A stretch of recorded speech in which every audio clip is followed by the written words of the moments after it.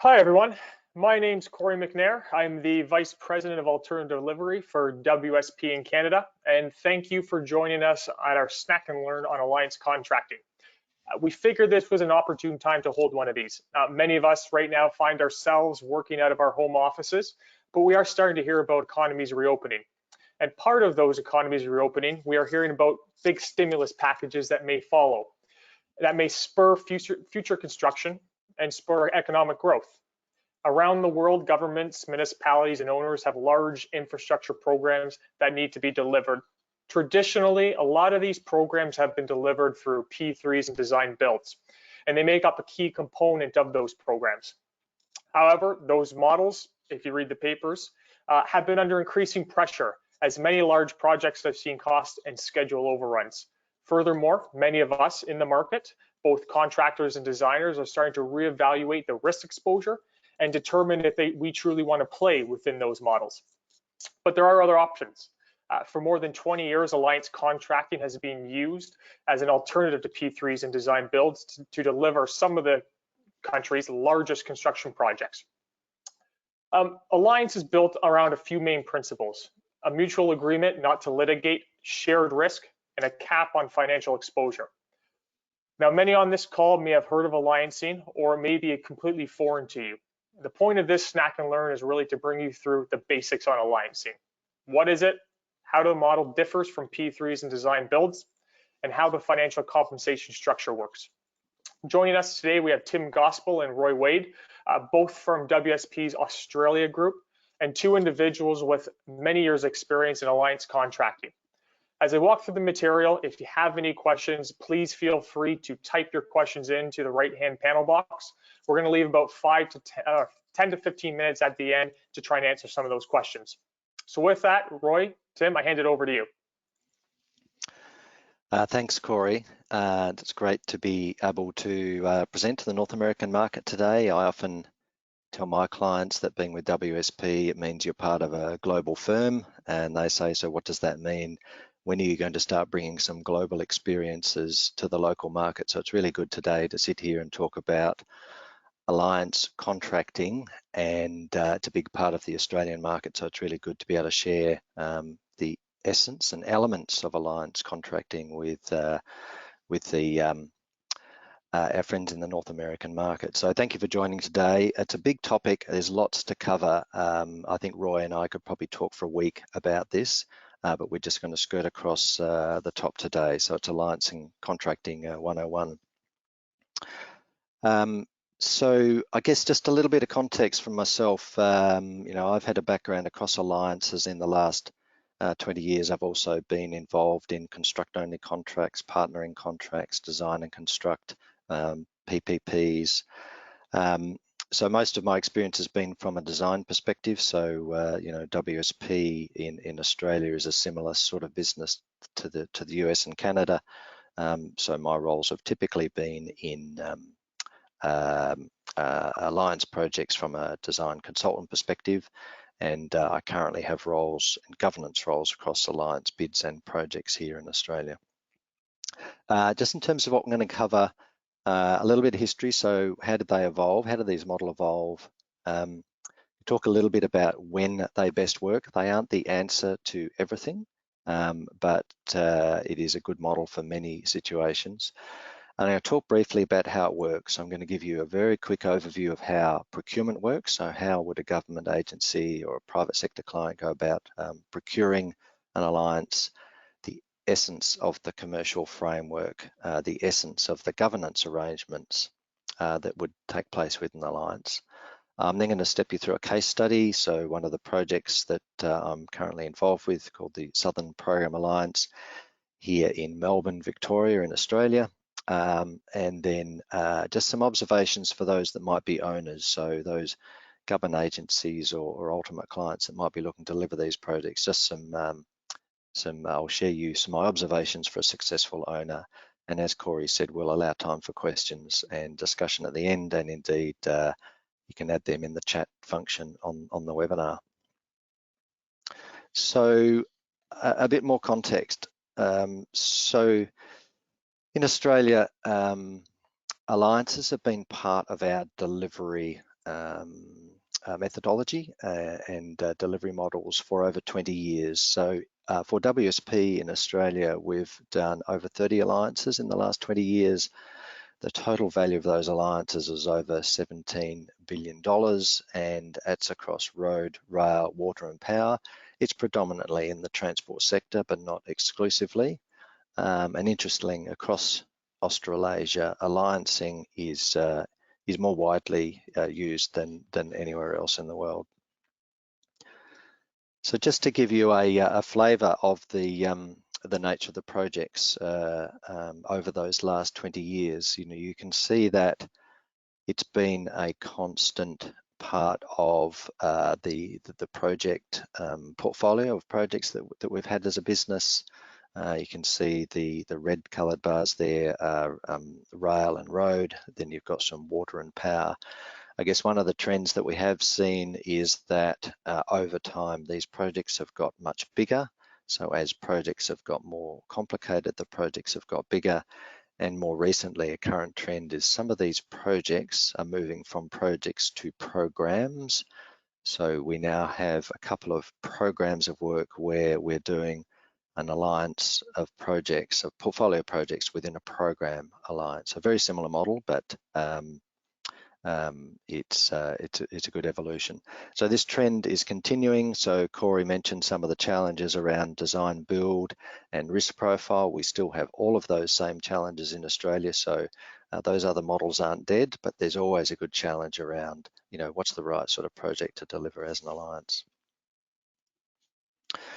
So a little bit of that history, and it sounds a bit familiar to what Corey was saying, that we had many of our traditional methods were breaking down. We had construct-only contracts where contractors were bidding low and trying to claim back margin and creating very adversarial conditions.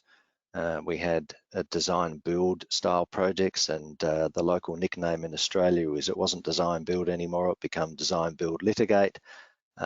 Because clients were undertaking litigation to recover the unfavourable risk positions. Our builders turned into contractors. Builders used to build things, now they administer contracts. So there was a shift in the marketplace. Owners responded by taking standard contracts and then heavily amending them. You'd have a standard form of contract, but you'd have a whole bunch of appendices that really amended it almost beyond recognition. And increasingly, and even today, we still find that contractors are withdrawing from bids, had been withdrawing from bids on projects with high risk delivery models. So I've got a raft of examples here where clients have gone to market for risky PPPs and they've either had one bidder or no bidders expressed interest. So there's been a real failure in the market. That innovation has been stifled as people are trying to manage risk. They're less likely to innovate. Our contractor businesses were going out of business, so they just weren't making a sustainable profit. And indeed, projects got larger and more complex and more difficult to get to market, and often there was more pressure to get these projects to market sooner rather than later. So it was in this history that alliance contracts emerged as an alternative model. So I guess fundamentally, what is a project alliance? There's the textbook definition on the left-hand side of the screen. I guess I like to refer to it as it is a fundamentally collaborative agreement. All parties waive their rights to litigate. You sign up an agreement that says we agree to not litigate. We share the risk, and there can really only be two outcomes. It is win-win or it is lose-lose, and it's lose-lose for every party or win-win for every party. There aren't winners and losers. So, traditional forms of contract, you identify the owner obligations and the contractor obligations, and they're quite separate, and you identify those things separately. In a pure alliance approach, you put all those parties together and most of those obligations are collective and nearly all of those risks are shared. So again, you're all working in together. So for example, in an alliance, if there were to be a design error, nobody's pointing the finger at the designer. We're just saying, we've got a design problem, we need to fix it, let's get on and fix it. If the contractor has got an industrial relations problem, it's not just the contractor's problem, it's everybody's problem. So you're thinking about how can you fix it? can we take a precast option to avoid some of these issues and do something different, for example? Or the owner might have a really difficult stakeholder issue to deal with. It's not just the owner's problem. Everybody in the alliance needs to work out how can we solve this problem for the stakeholder. So it's very much a collaborative approach. And it's very much about developing a high performance team. So you'll hear a lot in alliancing around high performance, and there's a lot of focus on how does this team, this whole collective team, work together. In fact, it's often common for you to walk into an alliance office and you will not know which of the organisations these participants come from. They're all just part of a single team. So I guess just to touch on briefly, how does it work? How does the procurement process work? So you start off with an expression of interest, and I saw one of the questions there around how does the consortia form? A consortia will pre-form in anticipation of an expression of interest. There are two typically forms of alliance, a pure alliance and a competitive alliance, and I'll talk a little bit more about that later. So within an alliance, there are what we call owner and non-owner participants. The owner is the ultimate owner of the infrastructure that's being built. The non-owner participants, all of those others that are joining forces to deliver this job. So you form a team, you express interest, you get shortlisted, and then you sign up to an alliance development agreement. With that agreement, you prepare a technical proposal and you prepare what's called a target out-turn cost. That is the target budget that you think this project is going to cost to deliver that job, and that includes all of the direct costs, indirect costs, and risk. There is absolutely complete transparency in that cost build-up. So it's open book and it's open to challenge. So there's absolute transparency in that. So for the successful consortia, that alliance development agreement then moves into what we call a project alliance agreement. That is the single agreement that binds all parties. So everybody that's part of this alliance signs up to that agreement, and then you work together to deliver that project or indeed that program. The procurement process is very much focused on selecting the best team for the project. We often refer to it as the beauty parade. So you really are looking to get the very best team, and you put your best people on that so you can win that. It's a very interactive tender process. So, lots of workshops, or what we call positive guidance, where a client will come back and say, we really like this or this, but, probably that was a bit of a concern for us. So you get really positive feedback in the bid process. And the owner really needs to provide some clear overview. What are those? What are the success factors on the job? What are the project parameters, objectives, budget, and what would value for money look like for the owner? So the owner has to be clear on that. And within the alliance, you'll identify a range of KPIs and KRAs. So these are areas where the client has said, I am willing to reward you for performance in these particular areas, and here is a pot of money that will help to fund that extraordinary performance. So to talk a little bit about then the compensation model. So there are essentially two parts to that model. There is the compensation that comes for the cost performance, and then there's the compensation that comes for the non-cost performance. And there are three limbs on the compensation model. So you can see on the graphic on the right-hand side, you have limb 1, then limb 2, and then limb 3. So limb 1 are the reimbursable costs. So they are the direct project costs and the indirect project-specific overhead costs that are actually incurred by the non-owner participants on the job. So those limb 1 costs are underwritten. Whatever comes on the project, all of the NOPs, all of the alliance participants recover their limb 1 costs. So on top of that is limb 2, often referred to as the NOP fee, non-owner participant fee, and that includes the corporate overhead and profit. So that is your agreed, profit margin that the non-owner participants will get from the job. So then on top of that, you have your pain gain. So You know, if you can deliver this to target and you don't do any better or any worse, you will simply recover limb 1 or limb 2.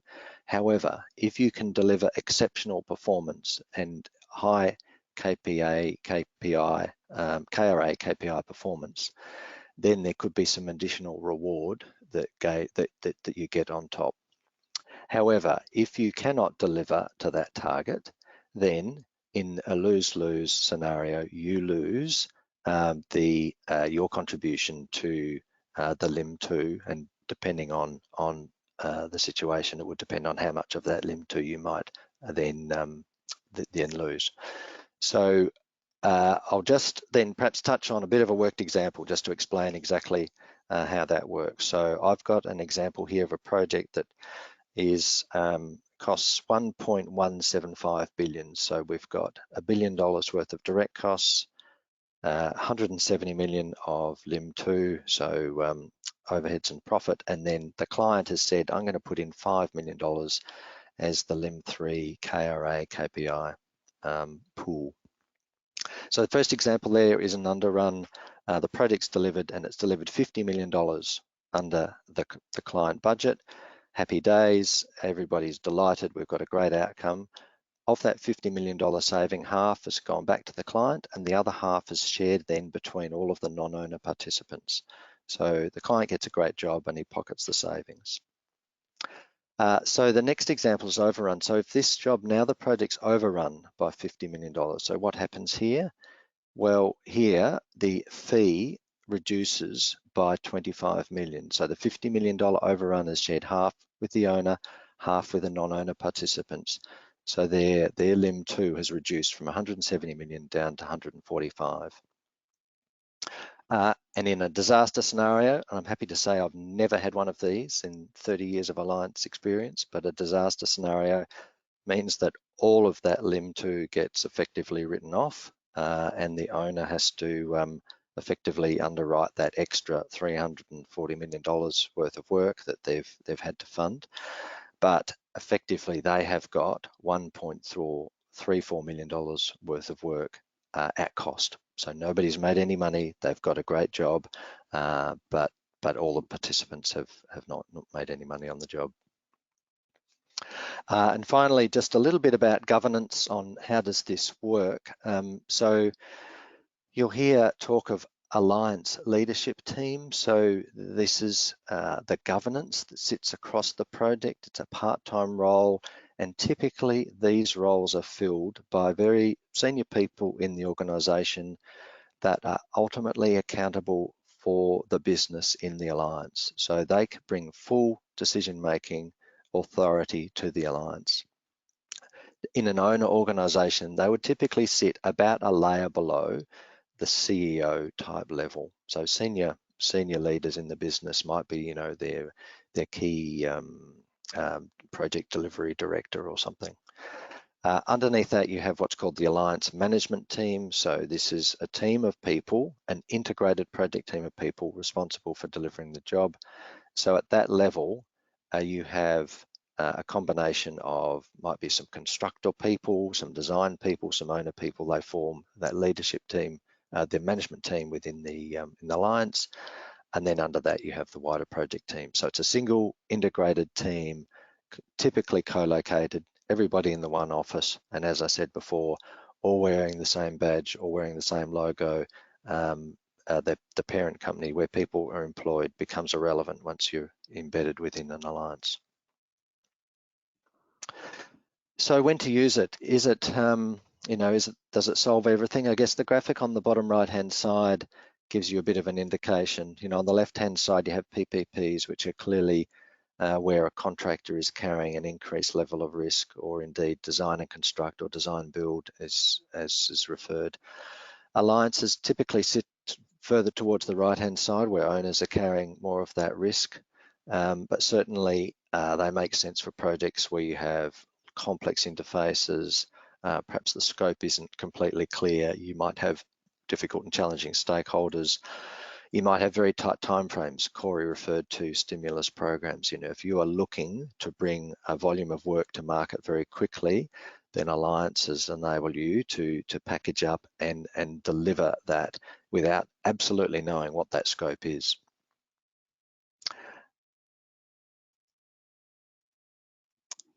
So I thought I'd just touch briefly on the Southern Program Alliance, which is one of my current projects. Here in Victoria, the government is removing 75 level crossings. So we have a bunch of railway projects where the rail crosses at road level, and we have a program of 8 of those level crossings. So within that program, the owner is called the Level Crossing Removal Authority. And then the non-owner participants is Metro Trains, so they operate the rail network. There is Lend-Lease and Acciona, so 2 construction companies are part of the NOPS, and then WSP. So that middle bar there, that is the Alliance team, and we are doing a bunch of work on that at the moment. So there's a couple of things that this delivery model then means that is absolutely unique. So you could not deliver these projects without having our railway operator embedded in the alliance. They are such an integral part of operating the railway and managing the railway during this construction that to have them involved in a collaborative method meant that all sorts of benefits were able to be delivered that you couldn't have otherwise thought about. For example, digital engineering, we are trialing end-to-end delivery of parts of this project without using drawings. So complete digital delivery. You couldn't do that within a traditional model. We are trialing that. Or design automation. We're investing in automating design processes because over the lifetime of the project, we can deliver benefits. So there are a whole lot of benefits that can be delivered within Alliance that you can struggle with some of those other traditional delivery models. It's just a picture of one of those stations. Now it's been finished there, and this is what Edithvale Station will look like. So I can assure you it will look a lot different than what it currently looks like now. And just finally, I guess a couple of observations for owners here. So you do need to be prepared to behave very differently than traditional models. It's very collaborative. It's very different. So you need to be prepared for those differences. Be clear on what value for money looks like. So what will success look like? So it's not your job to solve all the problems up front, but be clear on what success looks like, and then let the alliance work through what is the best solution for that. Be prepared to commit really good people to the team, and share as much about them as you can. So everybody else that's bidding on this job wants to know who are the individuals that you can put on the team. And you do need to allow time for good teams to form. So a high performance team will form given time. So engage early, be transparent, share what you can with the market around your opportunity. Engage advice, so it's often common to get alliance coaches or independent estimators to help with the process, and be flexible. And I guess finally, be prepared for epiphanies. There are a bunch of people that have worked on alliances, including myself, where you hadn't realized how much benefit there was in a collaborative working environment until you've actually done that. So there are people that really have this realization that this is such a better way to be delivering things, and our staff, I certainly know, if you give them a choice between working on a design build or an alliance, they will take an alliance at any day of the week. So it's quite transformative. So Corey, I think that's the end of the formal presentation. Certainly happy to address some of the questions in the time that we have left, and I'm happy to stay on if we go a bit over the half hour, Corey. Sure, and thank you, Tim, for that good presentation. Again, if you have any questions, there is a question pane, please type them in there. We did receive a number before the webinar, and we received a few in. As they trickle in, we're going to try and get to as many as we can. If you're interested in more information on the Alliance model, after we close this webinar page, there's going to be a survey that pops up. And it does have a few direct questions if there's any more information in particular on particular aspects if you'd like to know. And it may point us in the direction if we need to hold another one of these snack and learns on specific aspects of the model. So with that, Tim and Roy, I'll get into a couple of the questions that we've received. First one, and there's a couple came in like this, has to do with value and innovation. And there is a perceived lack of value with certain clients on the use of alliancing. Wondering from your perspective, what's the best way to bring innovation into the alliancing process and get that get the value out that a lot of time owners are looking for?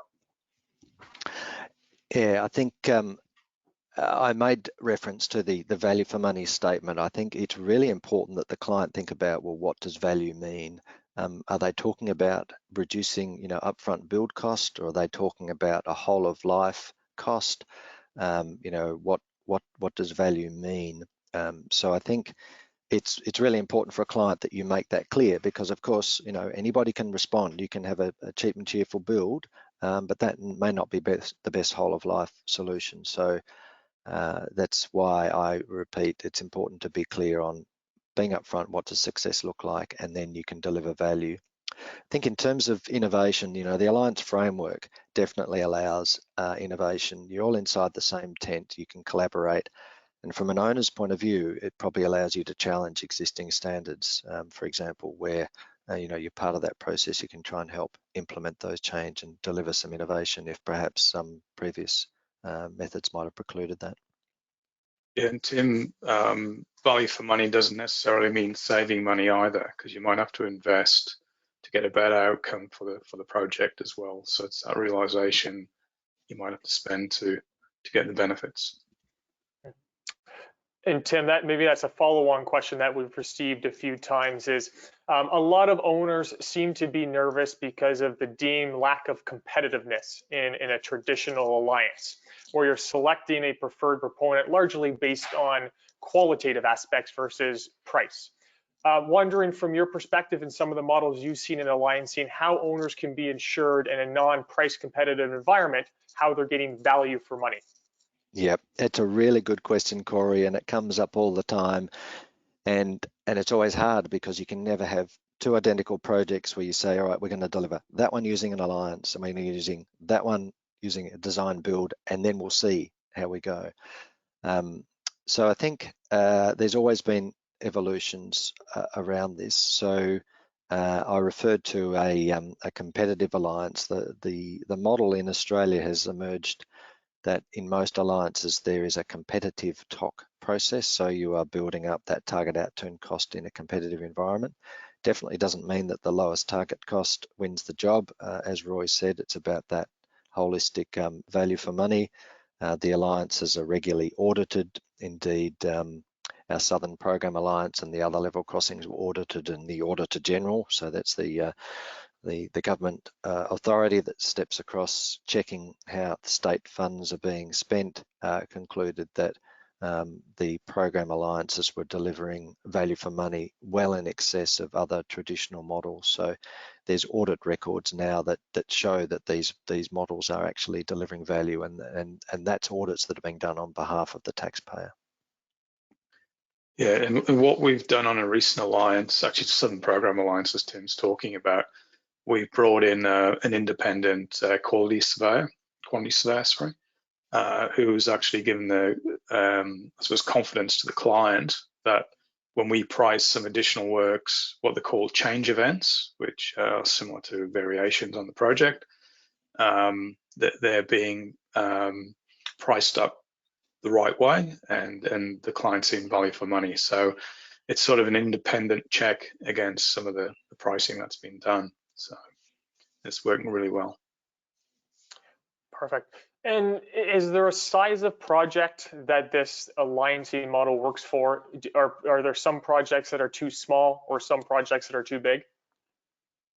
Yeah, I think they do need to be of a scale. There is a fair bit invested in the procurement process, so quite a lot of interactive work, effort done in tender submissions. So it needs to be of a scale that justifies that, and typically you'd be looking to co-locate a team of people for a period of time. So we are typically in Australia, we're seeing alliances in that's sort of at the minimum would be over $100 million worth of work.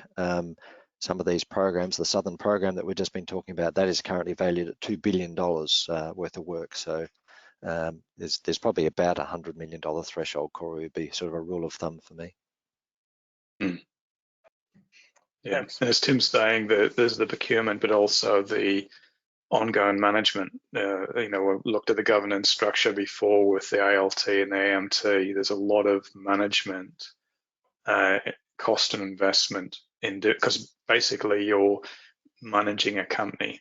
In effect, you're setting up a new company and you're managing that budget. So yeah, anything over 100 to $500 million is probably the region where you want to be doing alliancing and up and above of that figure.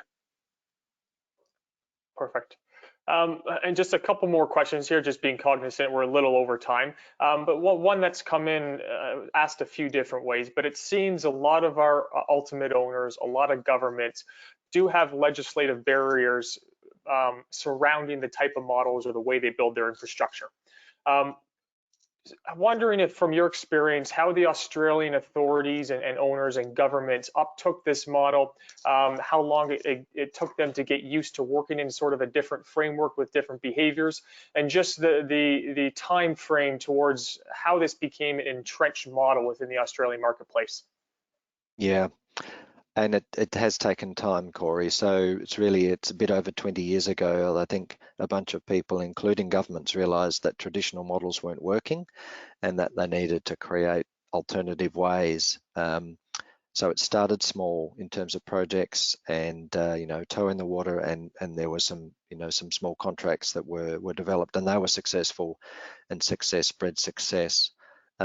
Now we have standard suites of contracting documents at both the federal level and at the state level, clear guidelines for our government agencies to follow. So there's now a well-documented suite of documentation and process guidelines and the like to allow various people to follow. But it's been an evolution, Corey, and I think we'd certainly look forward to sharing some of those Australian experiences with the US clients, because there's a bunch of stuff there that has paved the way that would be absolutely translatable into other markets.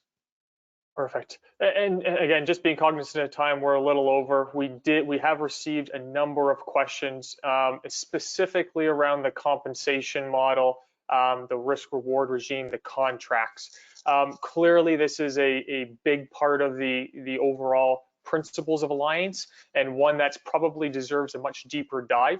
Roy, we know that's your specialty. I'm going to suggest we close this out now, but there's going to be a survey that comes up, and if there's specific aspects of the alliancing you'd like further information on, and maybe that's around the contract compensation model and some of the commercial aspects, please put that down, because we may hold another one of these and focus specifically on those portions. So with that, I want to thank first Tim and Roy for providing their expertise and information on alliance contracting. Thank you all for joining this webinar and providing your input and questions. And please fill out the survey, and we hope to see you again soon. Thank you all. Thank you.